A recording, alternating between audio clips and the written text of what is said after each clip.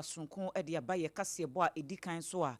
Nana Kojojesi Company Limited ekwoba sempremu a wode adansie ne mapa ba adwaman so na dawroma ena no pay yete baabie ensema hodo a edi ahim ewo maimu ni ama hodo so ena yede ne nyina eba beso mo se kasebo efri atan ye kasie mu ewo enkran dome Watermelon Street eho ena yebutuo enye yenko ene yefa kasebo ni bi ewo enkran hanum sei okwa santemantemu kropon kumase emu asompa 93.1 womo nso ewo honoma womo FB ayiko 100.9 enso ewo kumase honoma danfopa radio ewo Paris sompa 101.1 ewo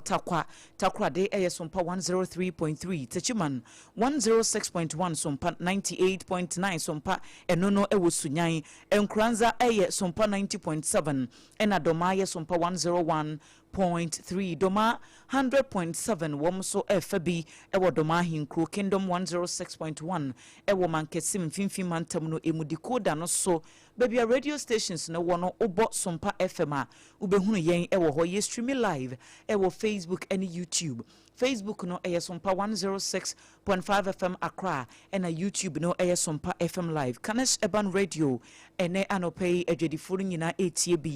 www.sompaonline.com ehonso ya trotro bi egu hono mu a ubetimi akonu akokinkan bie na nya Nana Kojojesi Company Limited nko ne so yasene ene anopay endpoint homeopathy clinic se yade bi a etete wo no fabra na wontu ase emfamao Leicester Company Limited woman na de ya toothpaste ene ne brush abai dwaman so anopay pebitwetwe wo se na ma wanum entumi nte tontina 74 eye kane ye nanum dudu anu wo mo ehyenom ne yedi afa befum fidie mu aye ni sensuo ene yedi agutu akama mu ayade bi etete wo no pebi nenom emmoama immune system no entimi engine ye wo mo adawroma ensemu a ene anopai yede nam no ne ebedi mu akotini bi ene se prosifo achini pamienu wo mo kitanu bone ya wo ni ho nkrata wo mo ye mu hwehwem Saron so ena osofa wo hye nyina mahoden nsem so de ato dwase won bekoso ama frequent updates na chese bra no won be bo amane amagana fu ehunu baabia se de nkane ho nsem no esi ko Asantiment mu Dr. Frank Adomako original health director wono na yakasai na wakasa de afa apomne ho nsem Asantiment mu na pomudin ho nsem no a emu Doma Central mensi atena ya wo mo sha pomudin nsem so wo mo de ato dwase chips compound ahodo ya wo mu ACC no eno no betimi aboa ama ebire bi beba de efe no free primary health care no obia ebenya bi ewiase nyina hia na we nyina so ya pomne ho nkomo na ne efri mu ba no asem de pa yebeko asante mantam no atwema behina se oba hema ya wo ho no mo eno de adesrede to abanim se bridge bi abu eda empotam ho a ene ebe de oho ne won besrese aban enye ho bibi amama ya ewa bibire mato ye frɛ na ECOWAS wo mo nkabom ko no wo mo se ne asi wo mali no eye mamboye sempa wan akasetia yeno mu a yebekenkan ensem no ede amamo ADWOA ASARE enimidin mene obrempong na kwaku ampoma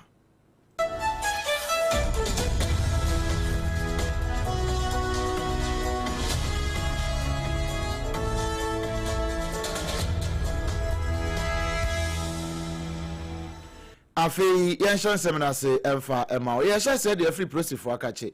a prosifo a ewo bro na po ye mantamu na wo mo kire wo mo se wo ma kire nipa mienu bi na se nipa mienu wo ma kire won no enubone eno hudwa na ahwe a woni die eno de wo mo nhye dan confirm ye se de ya na ye ka no no enti it is alleged na won chi won a na nsa ne eno da won no e chi won na womo yo mu hwemu a memene da no mu hompo baabia na womo operation patrol team no womo ne na mo kwa no so wa na de chi ne kwesi adamu ho baabi no ena prosifo no bo modern hu se New Longoro police station ena womo unregistered white Toyota Highlander bia enam kwa no so a eba eno no DV kura mo ho no se basa ena womo ehwemu no na emante mienu ena na ewokai no na mienu no baako ye frɛ no Sadik Wema onye mfinhia aduanan mienu na Sembeti Karim wono nso nya mfinhia dia sankono 39 years na no mo ne nam sa new Longoro way last stretch ne ho a de back entampo ene new Longoro ho no a na wo mo nam ho a prosi for here omo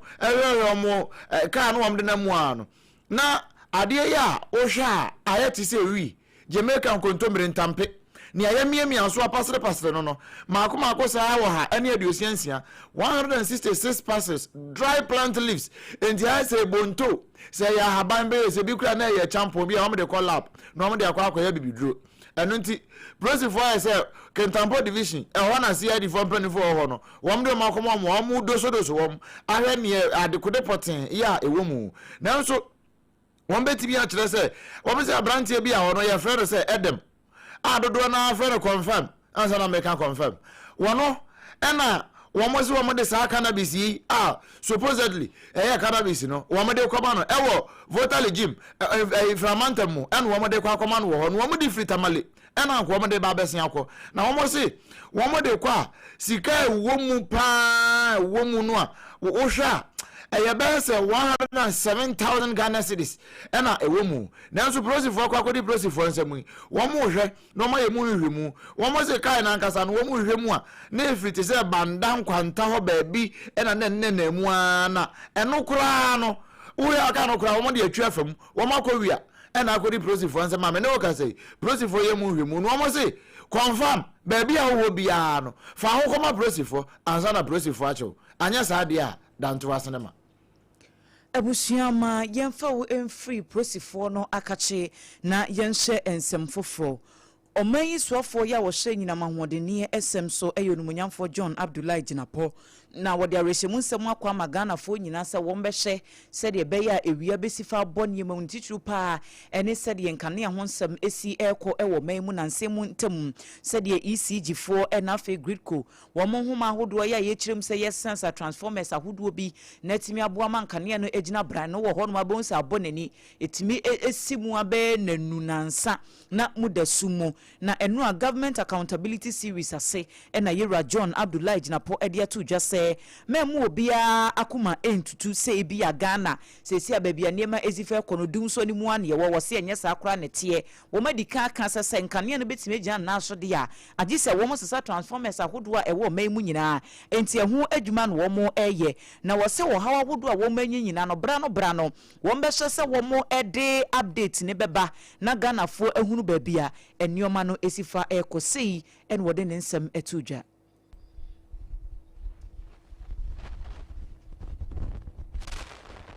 I address you today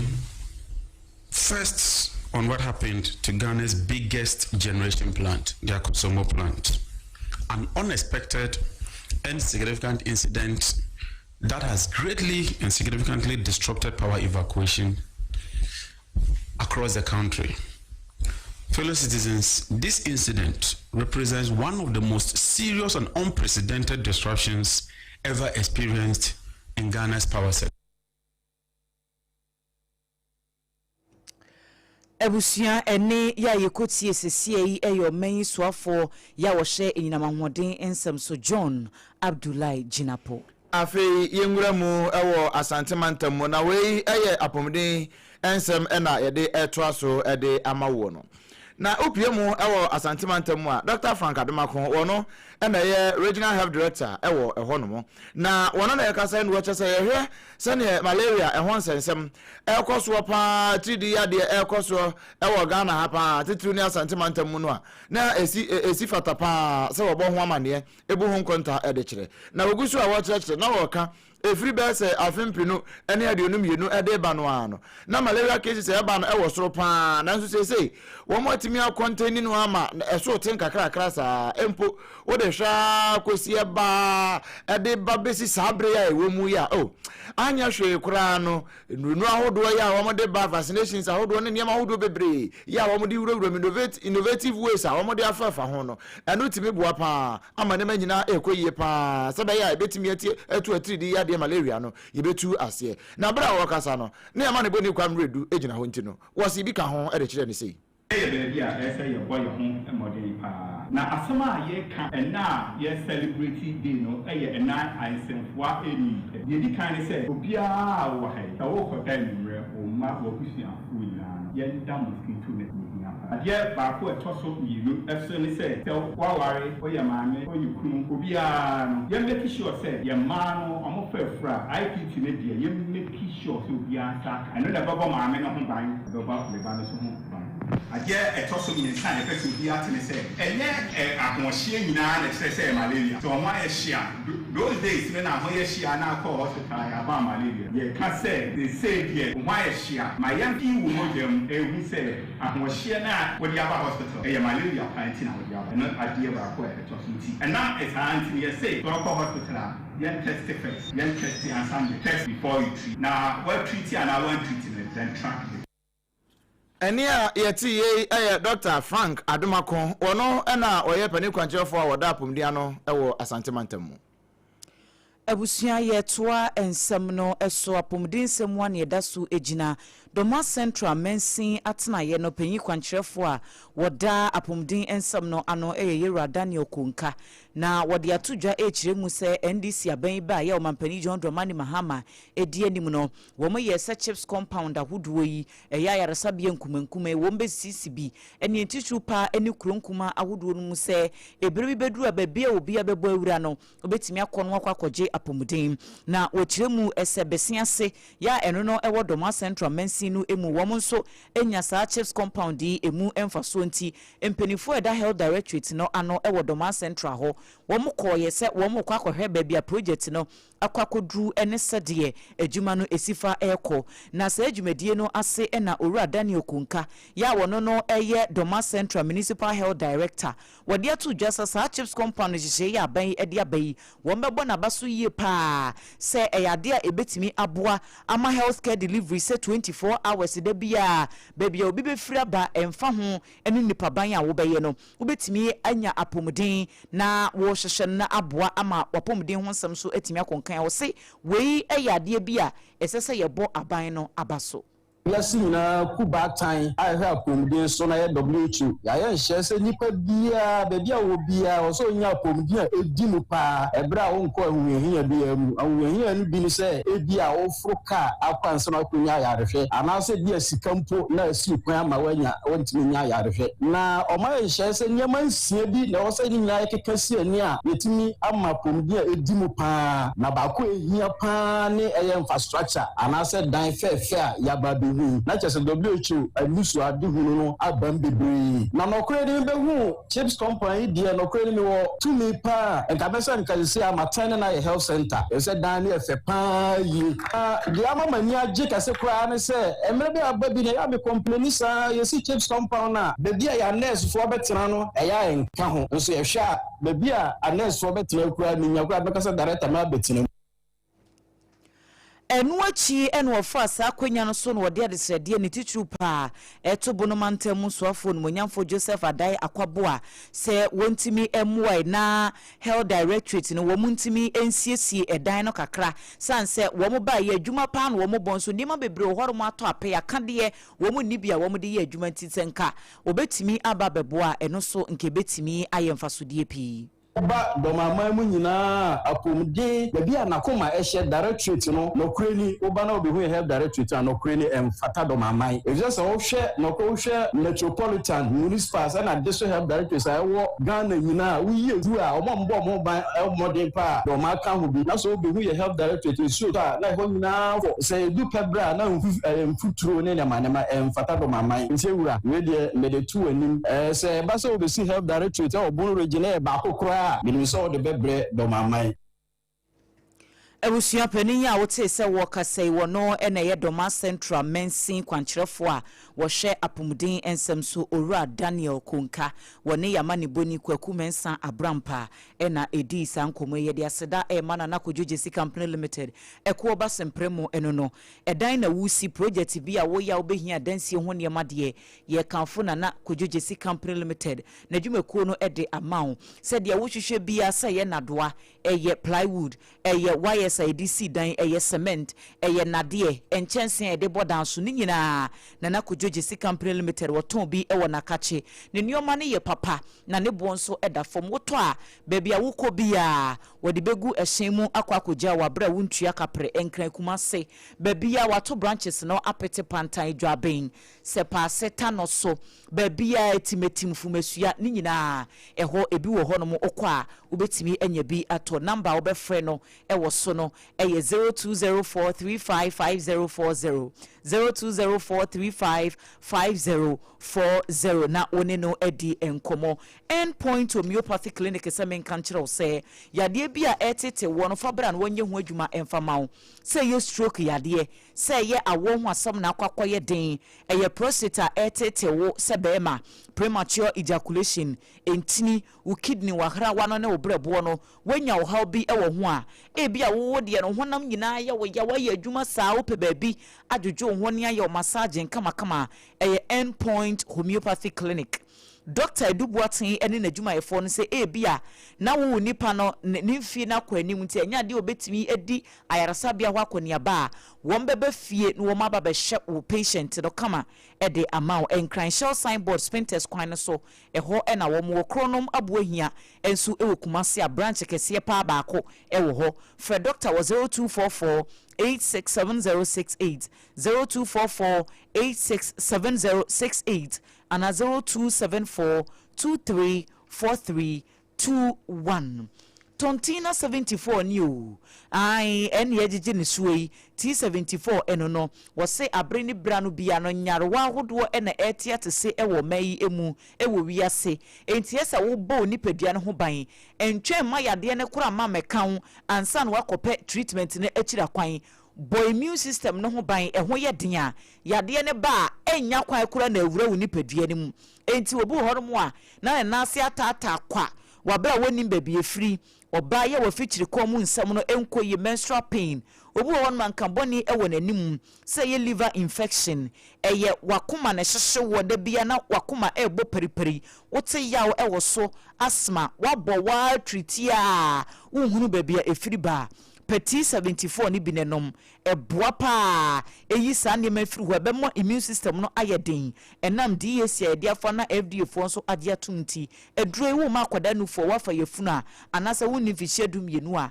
hu doctor ansa na obenum bia wanom baby atuntu onro bia wobenya bi ato okanshi drug lane abusu setam kumase ashtown kolina keba babia ebi ewo honom 0246 07 3498 0246073498 and 0501628931 na wone tontina empenifo no edi enkomo Leicester Company Limited for yet wo so ane asore wo na akofa years toothpaste ene brush aba edwaman so anopei unsa adwa me sigusu fita na me confidence level ne wosoro na me kasa wabra me twitwa mani hwe baabia sɛ na enka bɛn ne free manu mu ba yazefo wo mu toothpaste no ene wo mu toothbrush ne bi na me use o sɛ bi impurities nkeka wane ade bia kɔhyehyɛ baabi brush we ne betimi ayi saa nneɛma no nyinaa epia bonten na ama ose no apai fita na aboa baabia bi wo benya bia to toothpaste any toothbrush de ye yaz de no enye na supermarket shopping malls ma me no wa bi store kitu bi wo da na chi ho no ton bi ko ne kokwaji bi enkran kumase 0501 619588 0501 619588 eno eye enkran number wo pe bi etu aton agu shop mu a na wa fresh a number no kumase number obefra ne 0501 390338 0501 390338 womada wroma twen ye simeni tetamiensa bi pe ye dane ye ho abasesia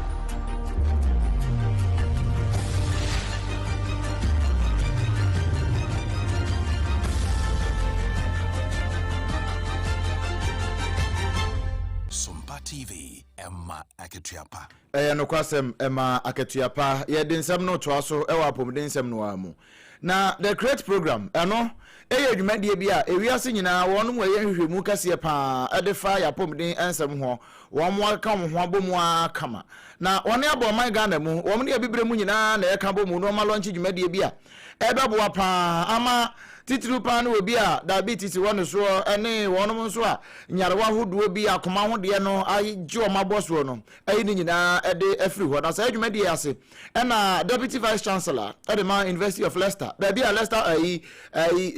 football club in England baby o mo no university kese pa wo ho pani abedi a kira woda no vice chancellor no deputy vice chancellor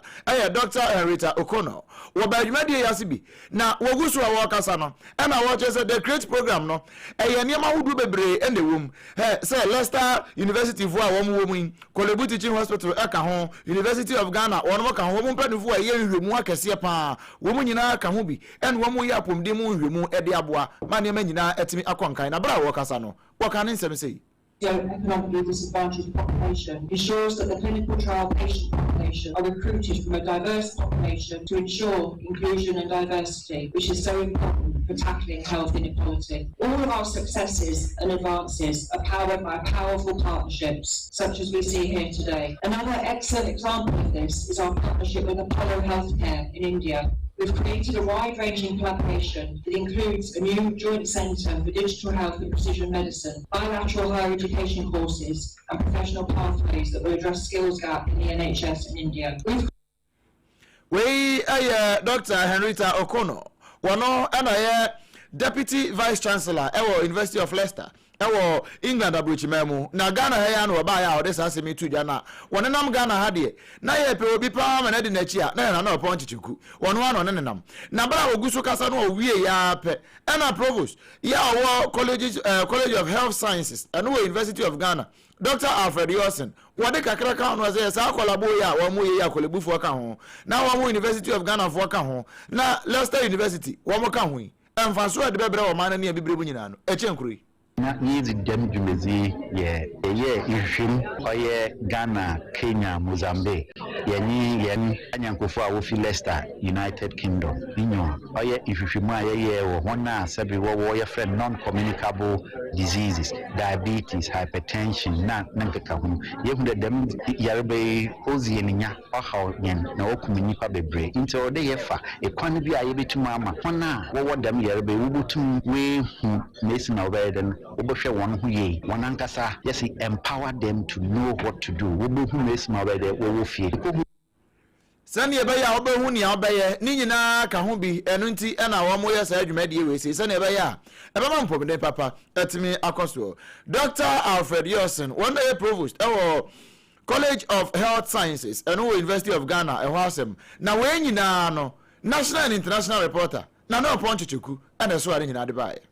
ebusuama yemfa o enko asante mantam no emu na oba hema o wachuma ben na se eye ohene yere abena koma dipa na wode adesrede ato aban animu se womoa na samso bi a edam potem ho no asai beye emfie de ohoni woma ko ho a bepemene empenifo nhwenye ye samso no so eno na etimi bua ma kobadie ensam no etimi konkan ti se womo ama meya ebe ha dwene wuye no edifri ho no anema eboa manipa setiremu etimi konkan se suku adan papa enkania ene adie bia emanipa setiremu eye mere no de efe no basic social amenities no eno so abo mo se de adwonso abo akoko nti ahokyere ne de wo kire so o manfo a eteben na ase ho wo mo famu yie pa na wode na de srede eto yamane boni bawa beidu enim Dana mpanyimfo abamu mpanyimfo Mira John Dramani Mahama ohenere nsra de nanso endamese wade adawoma atwoma behinase ye ka akobedie ayedin kwantem po a epie buko ekopie twade trabuomu road eye kwantem po kase pa traffic isi akase ni bebre manso ka nyira timefa nanso ya bridge asai ye ka akobedie no asai kura mekro na ye kase menu site nyina ye kakraka ya ka kwan enye Mira adawoma Misre any DNA obuo ni ahobrase kwan so ya dawo ni behwe enya behinase bi me manfo any ne kroma ye ka akobedie agise ye siwo achramade ene anante aba enya behinase ene ya yekotie yeyi eye atwuma banyina se oba ahema ohene yere abena koma dipa woni yamane boni ba wa bedu ena edi sankomo yi afi yamfa nsam no nko wie ewo bi man so ye kwa kopie mali enano memenda na ne yede beto wanim eni kwasi da no ene yede beto wanim se memene da no atutu obi akoso ma asodafo obi kura na no so ahwere wo nkwa ye ba mu no na defense minister ya owo mali wo mo abomodin agine nkwa e de afri ne nsem a enya asem kuma asario kamara asem ne yeken na bayi amanfo bebre e kasa de fa ho ama wo mchese sa ade ye course e ya sa atuturofo jihadist militant fo no wo mo na akwaya sa nyambra nsem no e wo mali ho e bayi African Union fo akaka kakra de atoso ewi ase amama nyina mama hodo nyina wo bia e de bia atoso na no na nro ya ECOWAS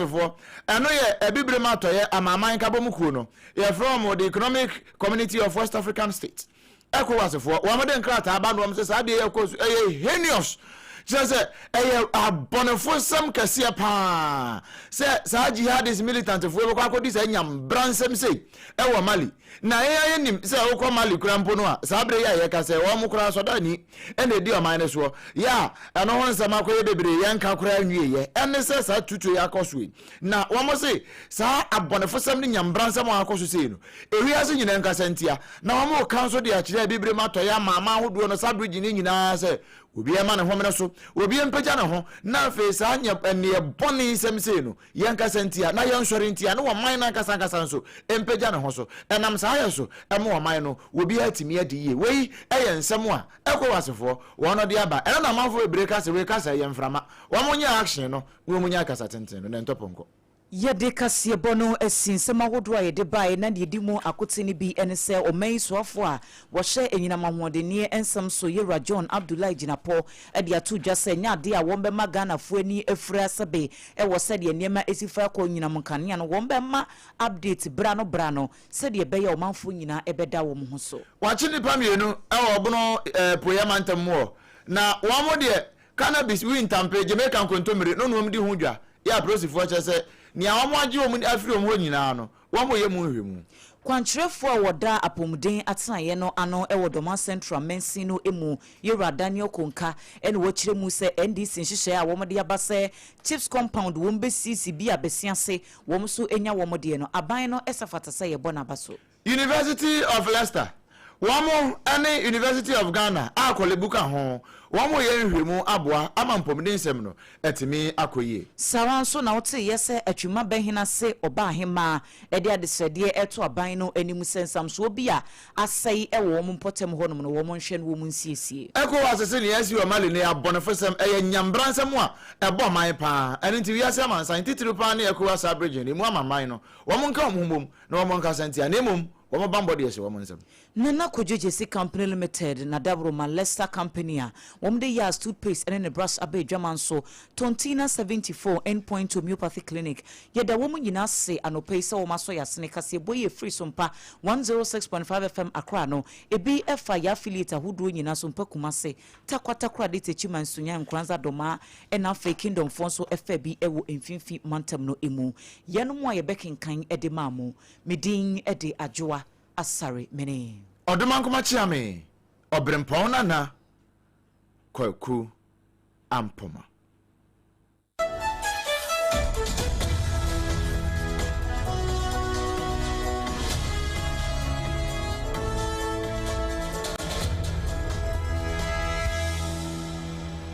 Munde dinam se mena foreign call. Hello papa, what do bad to be a new? Se me feel London, echo US. Na no crowd wo kunkura fra me bama mania. Na papa mo ho te sei. Awurade aduma haboko. Na kujejesi, ekwo bosem pene mo. De woton adanse ho niam no nso. Wo hye ho de. Oh, wo hye ho. Ekwo ba, mesi wo bodwuma kura sre kane no a. Na wodru US won so manfo bondin sa na. Papa US hakura de. Na kujejesi company limited agi ba bia. Wo Holland, Germany, France, Italy, London, Canada. Eba adanse ho niam dia. Obia se na kujejesi company limited. Na matese wo bie depo kesie bi e wo kasoa. E ho na wo bia koto adanse ho niam. Na eye no kura papa. Oh, eye no kura pa. a police station in Chanhua. Hey, a Kuaba sempre monono, onye mereda. She, where Kurano, me and somewhere, and will be in Fufroyao. Baku, a Buakwasa Passi Kumasi, and Bakunso Pocras and Kranha. O Biase, Nanako Dodgesi, a Bemaba, our dancing, what on cement, iron rods, banding wires, and Nadua plywood, and just said about dance. To say, BBI, they share a dance here, said the Korea. The pony now, so I have to football, would go care more, what could you free? Akra we ka so depo ene pokrasi de no kwa to nkyanya wasa obu akoteman Tantra Hill Iron City amanfrom wasa bie depo kese so e wo Koshiman Kumasi sepase depo no kwa da nkyanya ebisu magazine road head office no wa bie depo kese so e wo da dentam edwesu Akra road from opposite Alaji Celia ampaba meboshan Tanoso, Breman, and a Manfrum. Numbers of for the Frey 0244 313 752 and 0244 41 93 93. Nana could Jesse Company Limited. Hey, a Kuabas in Primo. Ghana Bismaima, Munia Bakusia Guabuajinu, Sompa 106.5 FM Accra. Ye did you media be a buy the Boyan Cassia Brabo? I offend a Sompa Rhapsody. A Sompa Rhapsody. A boss so Ejuada, Ekosi Efiada, and upon what you see and upon do pepe 8 a.m.